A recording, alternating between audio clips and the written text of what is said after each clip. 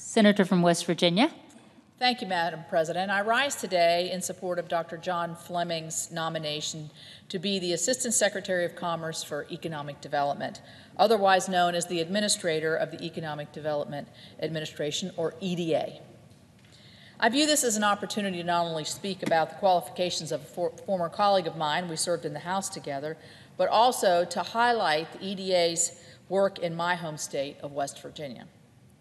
The EDA did not always play an active role in West Virginia, which is really odd when you consider that we have no shortage of economic development and infrastructure needs and challenges in our state. But at my insistence and through the collaboration of my staff, we have turned a corner. And today we are beginning to see real investments that will make a lasting difference in West Virginia. To highlight the insignificant amount West Virginia received before I became a senator, in the 2 years prior to my swearing in 2013 and 2014, the state received a total of $200,000 from EDA outside of normal planning grants. And these were basically mostly for technical assistance. So when I came to the Senate and realized this, I made it a top priority of mine to ensure that West Virginia secured more federal dollars to develop our economy and create new opportunities. And I made it clear to EDA at the time that the status quo was absolutely unacceptable. Well, I'm glad to say that we are now achieving results, as evidenced by the close to $30 million that EDA has invested in West Virginia since 2015. By bringing everyone to the table and working with state and local economic development officials, we were able to foster a renewed focus on West Virginia needs to benefit and needs to be benefit for these local projects.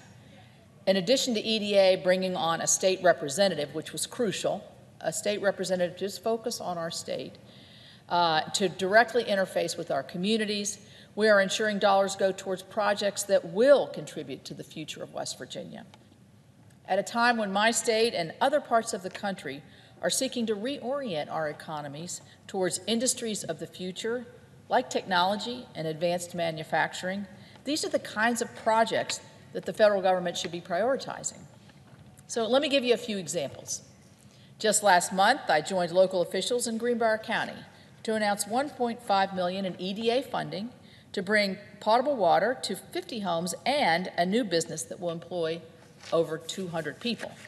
Keep in mind, these are projects that are collaborative projects. It's not just solely federal dollars that go into it. It's city, county, and private dollars as well.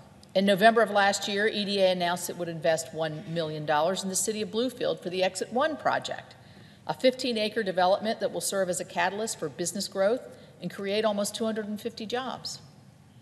And 1 year ago in March, the EDA invested close to $5 million in just one day to make infrastructure improvements at 3 separate sites across the state. This funding will promote job growth and retention of jobs in these 3 counties through added efficiencies in essential infrastructure. One of these projects I'll talk about is in northern West Virginia, where I'm originally from, and it will be to rehabilitate the Wheeling Corrugating Steel Plant complex in Brooke County, all the way at the top of the northern panhandle, near the top. This project will, at a minimum, create 95 new jobs, retain 45 jobs, and attract private capital beyond an initial investment of more than $1 million. This isn't funding for a conference of stakeholders or another study that just sit on the shelf and collect dust. These are real dollars going towards real projects. Our local leaders know what they need, and many of the local economic development officials tell me they've been studied to death. So I'm happy to say that through our efforts, local and state officials are getting the help that they have been asking for.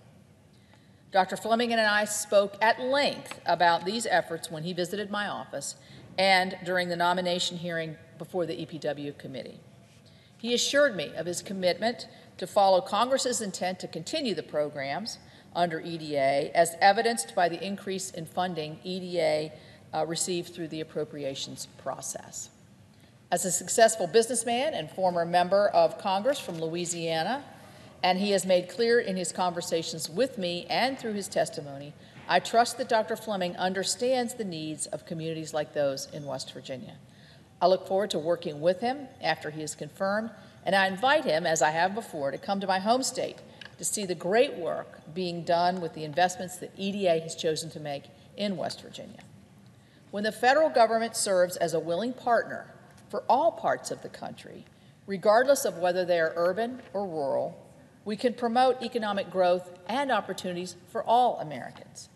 As chair of the EPW Transportation and Infrastructure Subcommittee and as a member of the Appropriations and Commerce Committees, I will continue to advocate for programs that contribute not just to a brighter future for my state of West Virginia, but also for the entire country.